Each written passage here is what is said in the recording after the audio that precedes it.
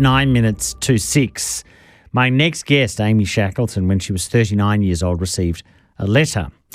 It told her she was conceived from a donor and the donor wanted to get in contact with her. She had not known that she was conceived in that way. It was all because of a legal change that allowed that sort of contact to happen. And Aimee has also recently launched Donor Conceived Australia. She is part of tonight's episode of Insight on SBS. Thanks for coming in. Thanks for having me, Raf. I imagine you've told the story a few times, but the letter, give me some sense of what it said, but more importantly, what started going through your mind and your heart. Sure. So the first letter I received was from a government agency called VARTA, which just let me know that there was some information about my birth details that they wanted to share with me, and they asked me to call a number. When I called the number, they let me know that I had been conceived using a sperm donor. My parents had used a sperm donor to conceive me, which I had absolutely no idea about. And the reason I was receiving the letter was that my donor was trying to make contact with me. So I was absolutely flabbergasted to hear this news. I had absolutely no idea that could happen to a person at 39 years of age. Shocked, numb. I just completely overwhelmed with to hear that news. But also intrigued to find out more and find out about this genetic relative of mine and see what I could find out about him. Are you glad that you found out? I am. I went on to... They told me that he'd written me a letter from him. So I went on to read the letter that he had written me, and as I read the letter, it just answered so many questions about my life that I didn't realise needed answering. It was as if I was reading a letter about my own life.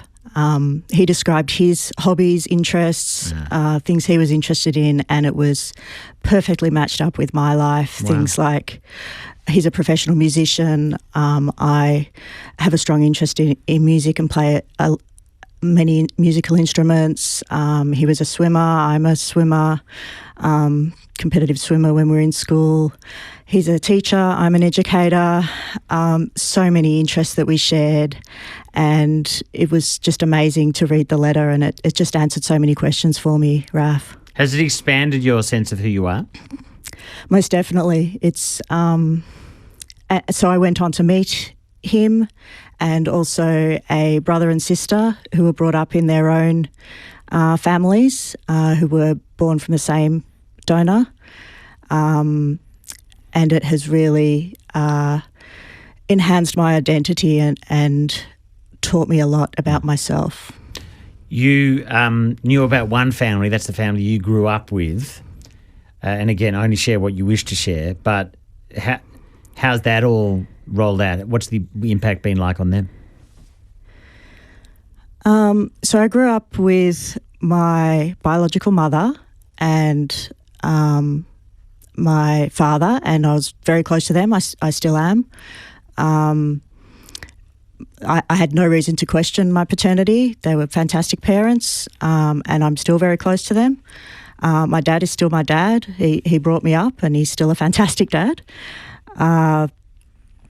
It was, it's tough for them because they were told that it would never, that it was anonymous. Yes. It was going to always be anonymous. And it would always be anonymous. Happened, they were told never to tell the child. The medical advice that it would damage the child irreparably, to tell them the truth of their origins. So they actually followed medical advice at the time, so I actually don't blame them for not telling me. They followed what they were told to do. And they never thought that it would come out. But, of course, nobody ever thought that direct-to-consumer DNA testing would become a reality 40 years later, and we would all be able to find our genetic heritage by just doing a quick test on the internet. Why did you create Donor Conceived Australia? Why did you set that up? So I'm involved with a large group of donor-conceived people. We have over 500 members around Australia, and we're advocating for legislative change around Australia, nationally consistent legislative change. The legislation that allowed me to find out my genetic truth is only available in Victoria currently. Oh, is it still only in Victoria? Yes. Oh, I thought it spread a bit. Right. It's currently only available in Victoria. So if I was born anywhere else in Australia, I probably still wouldn't know my genetic truth, and I wouldn't be here discussing, and I wouldn't have started a not-for-profit. It was a bit of a shock for you and a bit of a shock for your family. Is everyone whose story like yours, are they ready for it, do you think? It's a huge shock for everyone involved, Raf. And what I'm hoping to do through Donor Conceived Australia is, and it's not just me, there's a large group of us, hoping to provide support to the people who need it, because currently there's not a lot of support provided for people, and people in other states of Australia are having to find their genetic family through direct-to-consumer DNA testing, and then just either sending a letter or knocking on someone's door, which there's not a lot of support provided through that system. And we're currently speaking to 5 different state governments about legislative change to look at enacting some change similar to what we have in Victoria, so that people like me in other states can find out before it's too late, and potentially connect with their donors and find out their true medical history, which is important. Of course. Aimee Shackleton learnt all of this. It also kicked off when she was 39. Someone texting how many of us are shedding tears right now. Aimee hasn't yet. I'm pretty impressed, I've got to say, that she hasn't. She's the founder and director of Donor Conceived Australia. She is part of tonight's episode of Insight on SBS Tonight. I've only got a few minutes, so this is a big question. Forgive me. What have you learnt about yourself going through all of this? What's it taught you about you? Wow, that is a big question, Raf. I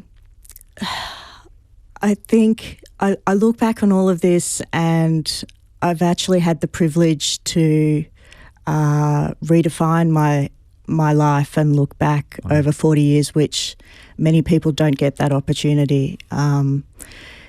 It's not a fun thing to do, Raf, but I've been able to look back and to make connections with my bonus family, I call them, because I still connect with my original family, and I'm not getting rid of them. But I now have fantastic relationships with my genetic family and my original family, and I'm so proud to know both of them. So you're like on a even more solid foundation than you were before? Yeah, I feel like I know myself a lot better, and I know my origins and where I came from, and I understand my interests and my hobbies and why I'm like I am. I do not want to be the politician resisting the change you are advocating for. Thank you very much for coming in. Good luck. Thank you, Raf.